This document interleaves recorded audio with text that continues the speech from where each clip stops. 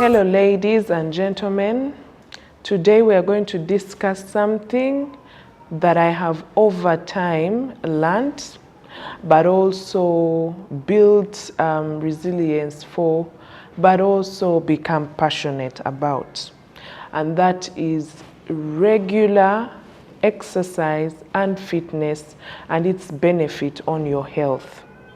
I know we tend to assume, especially we clinicians, that people understand that they need to exercise, that it is important.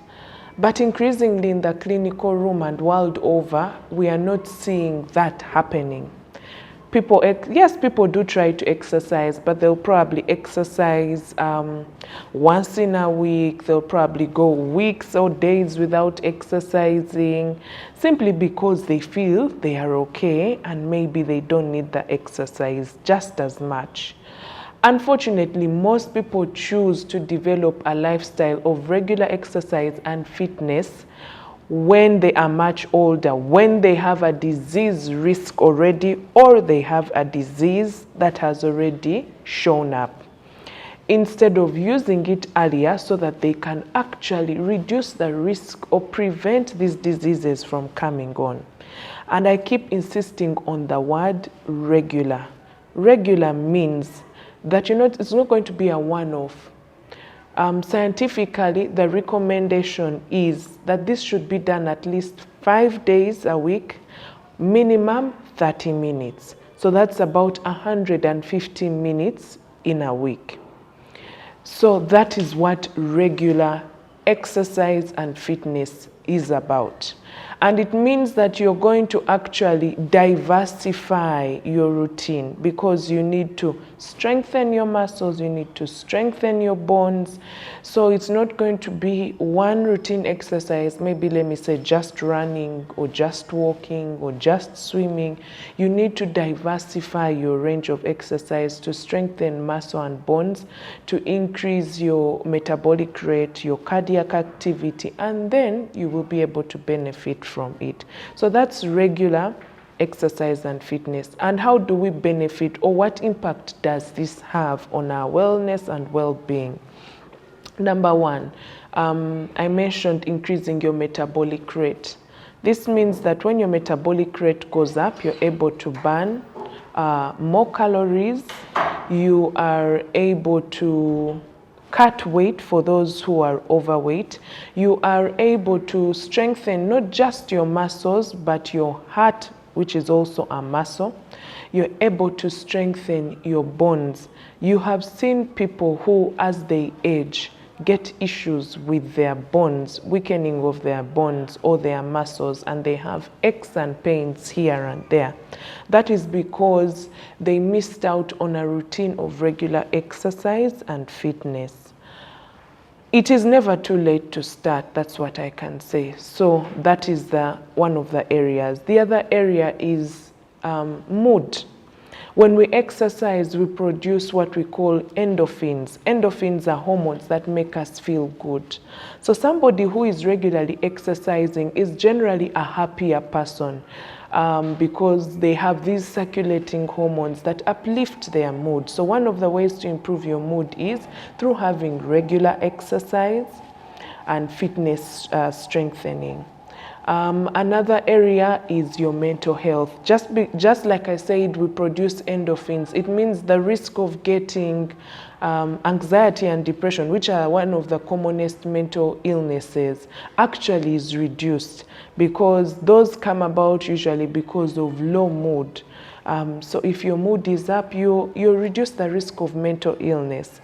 Then reduce the risk of non-communicable diseases, which are the leading causes of death world over currently.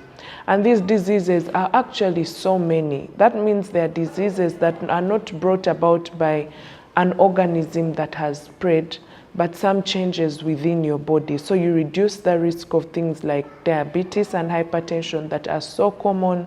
You reduce the risk of several cancers and so many other disease conditions out there.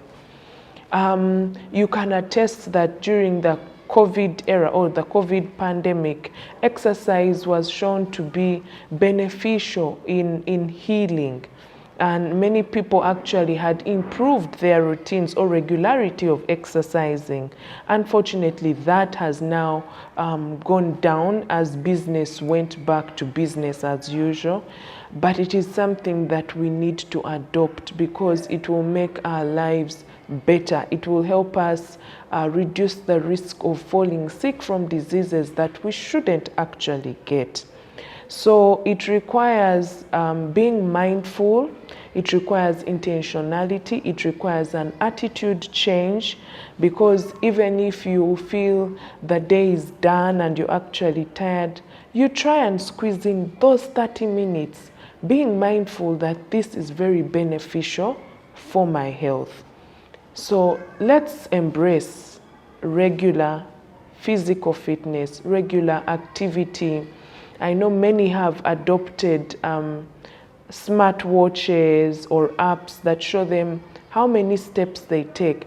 But if those steps that you're taking, you're not, let me say, brisk walking, you're not getting your heart to rest, meaning you're not increasing the functionality of your heart so that your heart rate goes up, you're not exercising that heart muscle. If you are also not increasing your intensity of exercise over time, which is something that you need to do. Every time your body adjusts to a certain level of intensity, you need to actually up it a little. So there are many ways we can do this. Some people prefer personal exercise, some people prefer going to the gym, some people prefer doing it in their homes. What I would encourage is diversity, but also make it interesting. You could add music to it. You could do aerobics, you could do Zumba, you could add swimming to it.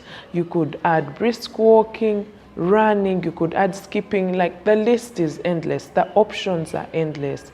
So let's embrace regular exercise and physical fitness because we stand to benefit from it.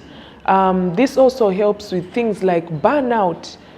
We work so intensely trying to achieve our goals and aspirations, and in the process we sometimes get burnt out. One of the ways to actually relieve burnout is through regular exercise and fitness strengthening, so that we can actually be able to continue and push on with what we aspire to do, with what we need to achieve, and be even more productive. It improves brain functionality. So you're going to be more alert, you're going to be a better critical thinker because of the regularity of exercise that you're doing. Ultimately, you'll be able to deliver better both at school and at work. So let's encourage our children, our parents, the young and the old, to actually adopt a lifestyle of regular physical fitness and exercise. So 2 other benefits of regular physical fitness and strength training are stress management. We go through a stressful environment as it is today. We go through so many challenges in life, and sometimes we cannot cope. So one of the ways of coping with stress and managing it is actually through exercise. Like I mentioned, you start to produce endorphins, you start to become a better critical thinker, so you can address the challenges with more clarity. You become more productive. It also increases your energy, so while you would get fatigued faster, your level of resilience actually increases, so you're able to do a lot more. Somebody who exercises regularly is actually able to do a lot more than someone who doesn't, because you're able to deal with the stress and fatigue and train your body to actually be more resilient. And start small. It's about starting small. One will say, I have not been exercising for so many years. How can I do it? Start small. You could start with even 15 and 20 minutes. When you adjust to that, then you can increase to 25 and then 30. You could start with 3 days a week and then build it on to 4 days and then 5 days a week. So start small. It will help you to be alert. Be more productive. There's so many benefits actually with doing exercise and being regular at it, being consistent and maintaining the routine. So let's embrace it. You can do it, I can do it, and you will live a healthier life.